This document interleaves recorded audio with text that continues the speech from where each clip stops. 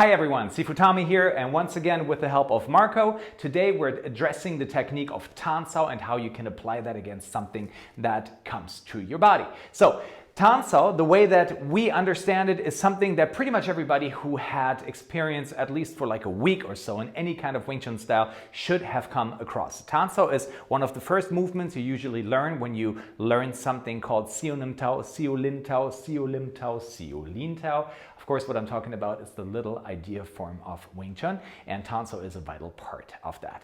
The way that I like to look at it is that the Tan Sao consists of 4 layers. The first layer beginning here from our starting position.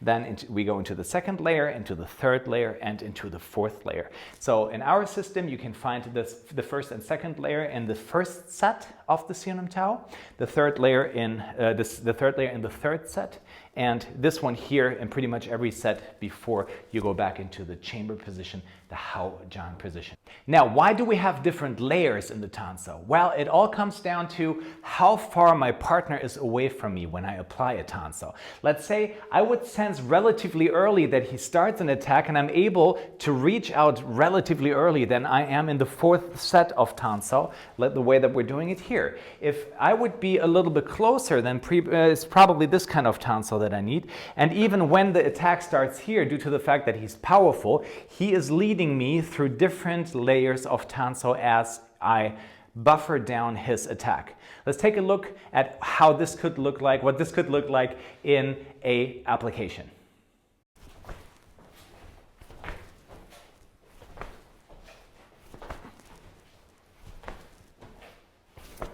So what we do here is I reach out the second I feel that he's about to attack me, get in contact, and then as he punches, I allow him to go his way, but I misplace my body so that I'm over here, displace my body, and then I shoot from the other side using rotating force to get hold of his elbow. So I would not punch like this due to the fact that the elbow can rotate upward and then hit me, but I would make sure that my punch is being applied at a relatively low level. So if you bring up the elbow now, then you're actually just hitting yourself in the throat. So I have the benefit in my counter of getting rid of his attacking arm as such, while at the same time attacking his throat. So this thing is extremely powerful.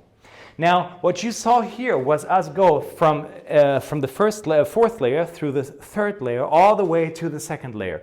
And this is where it ended, because this is where I punched him. So this is what interrupted the contact point we had here, so that I'm actually going to be able to hit him. So let's take a look at what happens once this contact here is interrupted.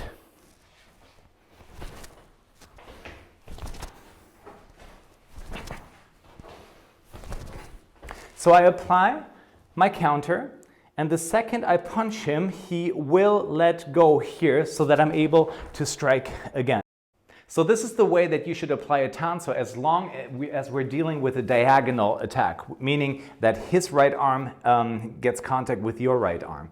Now his elbow is positioned here, right? So in order to get protection from this elbow, this is why we punch from here. If he should punch with the other hand, however, and I perform a Tan Sao like this, there's a huge gap. So there's a common mistake that people apply this kind of Tan Sao regardless if somebody attacks with the right arm or with the left arm. And that really is dangerous, because once you punch from here, then there's this gap that he can punch over. So you want to make sure that your Tan Sao stays in the third layer and does not go to the second layer the second this happens. Let's say he begins with a straight Wing Tsjun punch with low elbow, and then this will be fine. But his elbow can now move out to the side, and then he can raise it over my arm and therefore get me here. So you want to make sure that you always have that pressure going out so that you really are able to control him. If he should be very powerful now, then you can either go into a Bong Sao, or if the pressure should be more here, then you can actually turn. So when he attacks with the left arm, it should look like this.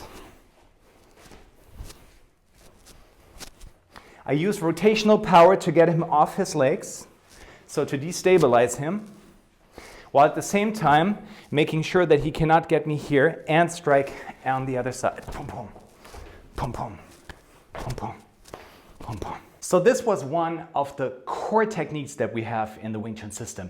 And if you practice the buffering and the springiness in your arm, that you imagine your arm would be a steel spring that's being loaded, and the second the force is gone, boom, you shoot forward again, then you will be able to develop a very strong Tan Sao, yet at the same time a very flexible one. You will, due to the fact that you use rotations and turns, be able to neutralize the opponent's force. And I wish you a lot of fun training this. If you have any questions, just comment below, send me a message on Facebook, and if you like, then subscribe to the channel, and I'll see you next Monday. Bye-bye.